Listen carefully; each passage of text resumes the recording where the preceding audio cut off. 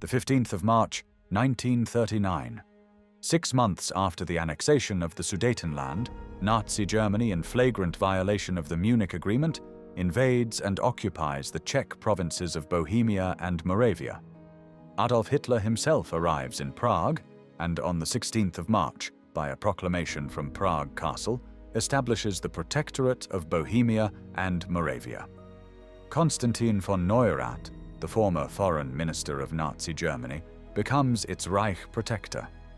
But because the Führer feels that his rule is too lenient and his soft approach to the Czechs has promoted anti-German sentiment and encouraged anti-German resistance via strikes and sabotage, in September 1941 he dismisses von Neurath and appoints Reinhard Heydrich as deputy Reich protector, who for his brutality will be nicknamed the Butcher of Prague. However, on the 27th of May 1942, 2 Czechoslovak paratroopers mortally wound Heydrich, thus ending his reign of terror in a land where fear and oppression rule the day. The Nazi regime, determined to root out those responsible and crush any flicker of resistance, launches a series of ruthless reprisals.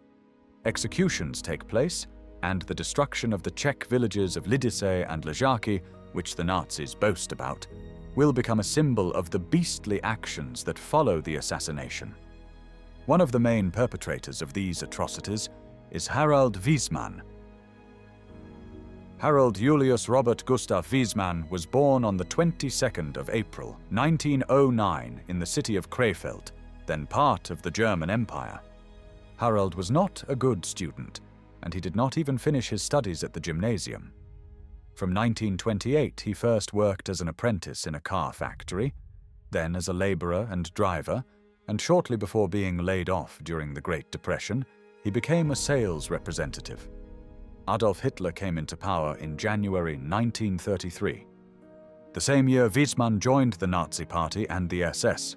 In October 1934, he began his service with the Gestapo, the Nazi secret police.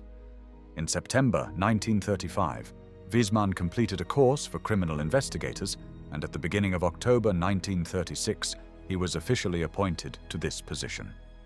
In the spring of 1937, Wiesmann was transferred from Berlin to Düsseldorf, where for calling his commander an idiot, he earned a severe reprimand for disrespectful remarks against the head of the local Gestapo office.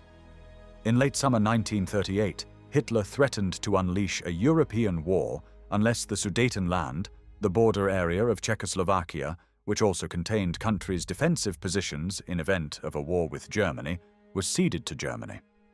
The leaders of Britain, France, Italy, and Germany held a conference in Munich between the 29th and 30th of September 1938.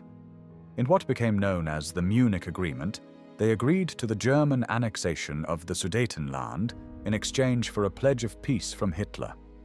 The Czechoslovaks were not even invited to the conference and felt they had been betrayed by the British and French governments. Wiesmann first appeared on Czechoslovak territory in November 1938 with the rank of SS Obersturmführer, which was an equivalent to first lieutenant in the US Army.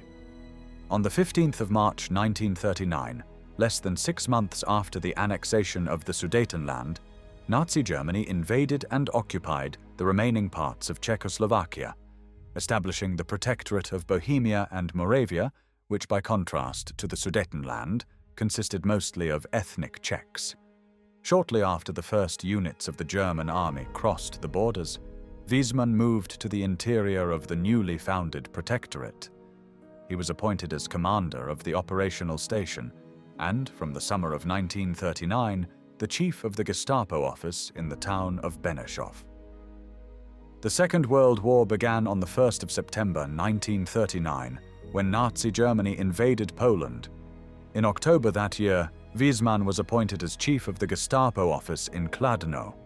In the city he was nicknamed the God of Kladno, and his wife Gudula worked in the Gestapo office as an administrative assistant. After the German invasion of the Soviet Union in June 1941 spurred a previously dormant communist resistance movement in the Protectorate of Bohemia and Moravia into acts of sabotage, Hitler dismissed Reich Protector Konstantin von Neurath, who was sent on leave because of his soft approach to the Czechs, and appointed Heydrich as acting Reich Protector in September 1941.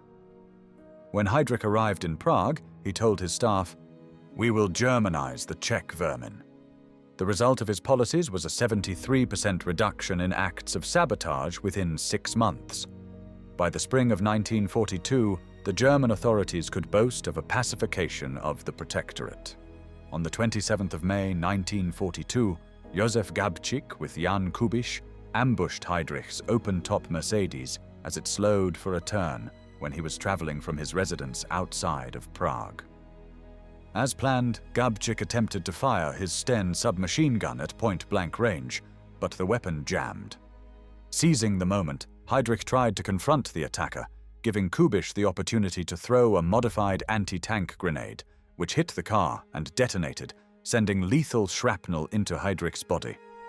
Though initially surviving the blast, Gabčík and Kubiš succeeded in their mission, and Heydrich succumbed to his wounds on the 4th of June 1942. Because an outraged Hitler demanded the murder of 10,000 Czechs as revenge for the attack, Karl Hermann Frank, the higher SS and police leader of the Protectorate of Bohemia and Moravia, flew from Prague to Berlin to dissuade Hitler from taking such drastic measures. Frank argued that this type of reprisal might interfere with long-term economic and political plans for the region. On the 9th of June, the day of Heydrich's state funeral in Berlin, Hitler ordered the annihilation of Lidice. This village had been named in a love letter found during the first days of the SS and police investigations into the attack on Reinhard Heydrich. Though there was no real evidence connecting the people of the village with the assassins, the Nazis used even the smallest pretext to take revenge for Heydrich's death, and singled out Lidice as the site of retaliation. However, before the killings of the Lidice men were conducted, a total of 203 women and 105 children were first taken to the Lidice village school, then the nearby town of Kladno, and detained in the grammar school for 3 days. The following destruction of the village and the execution of its citizens occurred on the 10th of June 1942 on Hitler's direct order. When preparations for the reprisal were being made, Wiesmann and his men could not be left out. His command post during the annihilation of Lidice was the Dolezal family's house at number 93. He personally organized the destruction of the village, as well as killing its male citizens and stealing the property of the Lidice inhabitants. On the 10th of June 1942, all 173 men in the village were rounded up and shot. The youngest of them was only 14 years old, and one of the victims was the village priest. They were originally led out and shot in groups of 5, with 3 members of the police forces aiming at each man. However, Horst Böhmer, the security police chief for the Protectorate of Bohemia and Moravia, found the whole process too time-consuming and ordered that 10 men be shot at once. The men of Lidice were brought in unbound and without blindfolds. After the war, Wiesmann said, "Around 11 o'clock the town was evacuated. Then the men were dealt with. Böhmer ordered them all shot. This was done by the Schutzpolizei. All the men in the town were shot. Before they were shot, Böhmer read a report to them all in which they were told that they must die because parachutists had been hiding in the town." Wiesmann added, "The men of Lidice walked freely, upright and brave.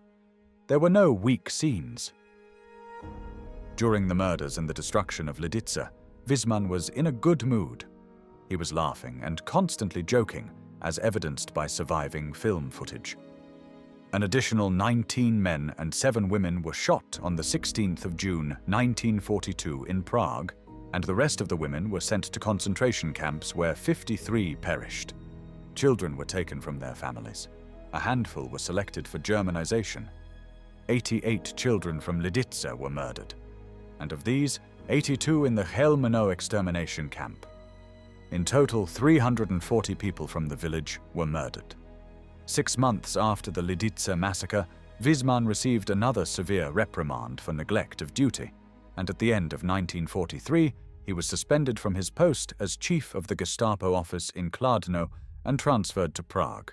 However, he did not stay there long, and in December he was transferred to Warsaw in German-occupied Poland. Here, in the summer of 1944, Wiesmann was seriously injured during a prisoner uprising and recovered in a military hospital until November 1944. His last post was from February 1945, serving in the rear of the units defending Silesia against the Red Army. The Second World War in Europe ended on the 8th of May 1945, and one day later Wiesmann was captured by American troops in the Czech city near the German border. He was released in June, but 3 days later, when the Americans realized who they had in their custody, they arrested him again. After being interned near Stuttgart in Germany, he was handed over to the Czechoslovak authorities in Prague in late November. He was then subjected to a series of interrogations and tried by the Extraordinary People's Court. Wiesmann defended himself, saying that he only followed orders and blamed others for the massacre. He also said, "I asked Burma how this was justified, and he answered, 'It is justified, and you don't need to ask how.'" On the 25th of January 1947, before the sentence was pronounced, his mother, Lilie Wiesmann, wrote a letter asking Czechoslovak President Edvard Beneš for clemency.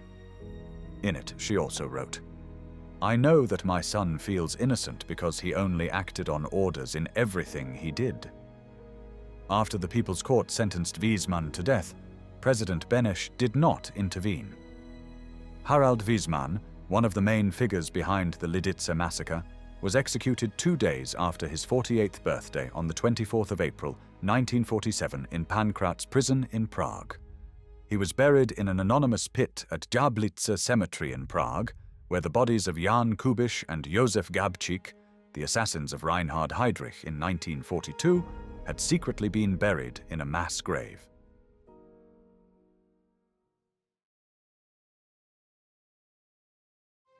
Thanks for watching the World History Channel. Be sure to like and subscribe and click the bell notification icon so you don't miss our next episodes. We thank you, and we'll see you next time on the channel.